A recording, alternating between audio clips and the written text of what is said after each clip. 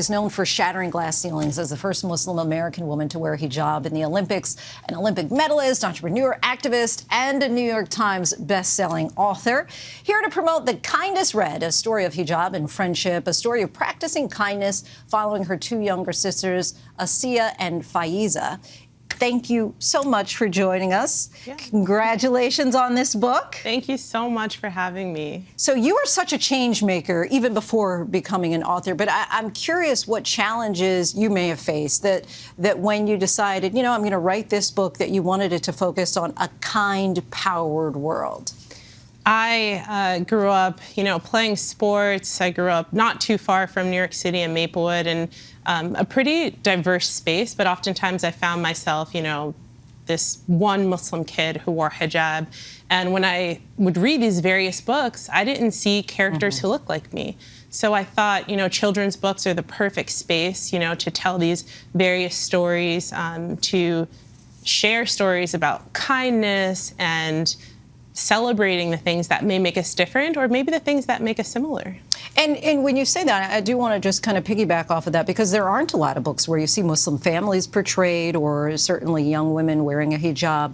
So when you decided you were going to write a book, was that paramount, that, okay, I'm going to make sure that I see someone who looks like me and my younger sisters reflected in the book?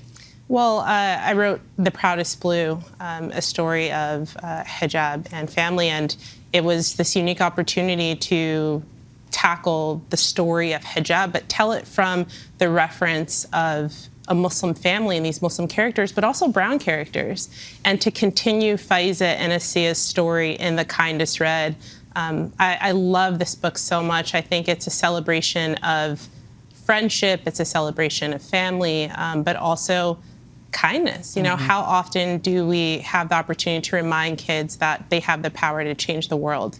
You write in particular, I want a kind world, a world where kindness passes from one to another, like Mama passing on her dress, like Asiya doing my hair.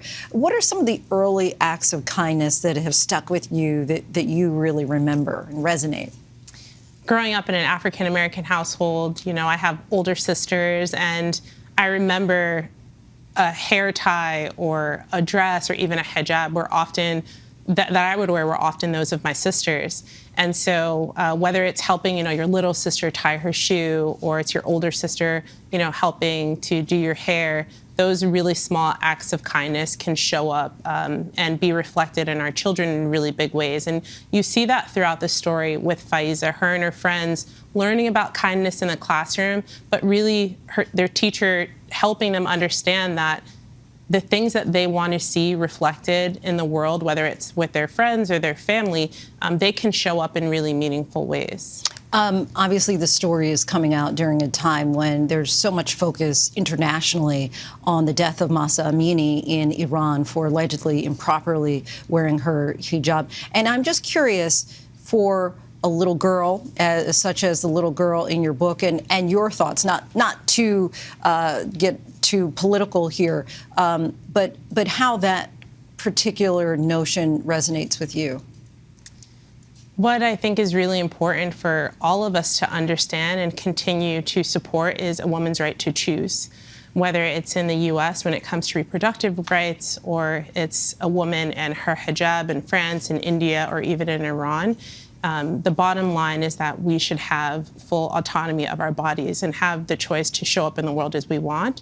And that's what I think about when I think of, the unfortunate circumstances in Iran or here in the U.S. and across the globe. Is the bottom line is that we as women should have a choice of what we wear and the way that we want to show up in the world. And of course, the book really places a heavy value on a loving family and strong friendships and dreaming big and these little acts of kindness.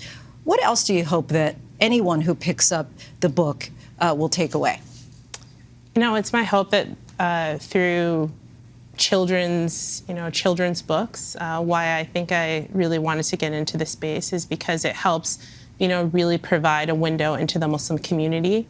I think it also is a lens, for our children, whether it's, brown, boys and girls, whether it's, Muslims or anyone who's outside of those communities. It's a chance for us to see us in a space or from the perspective that we're not often shown. So it's a celebration, I guess, of just who I am and the communities I feel a part of, and I want us to feel celebrated and to feel that love and that kindness through this work. We thank you so much, Ibtihaj, for spending your time with us today and sharing the message of the Kindest Red. Thank you so much. And we want our viewers to know the Kindest Red, a story of hijab and friendship, can be found wherever books are sold starting tomorrow. Hi, everyone. George Stephanopoulos here. Thanks for checking out the ABC News YouTube channel. If you'd like to get more videos, show highlights, and watch live event coverage, click on the right over here to subscribe to our channel. And don't forget to download the ABC News app for breaking news alerts. Thanks for watching.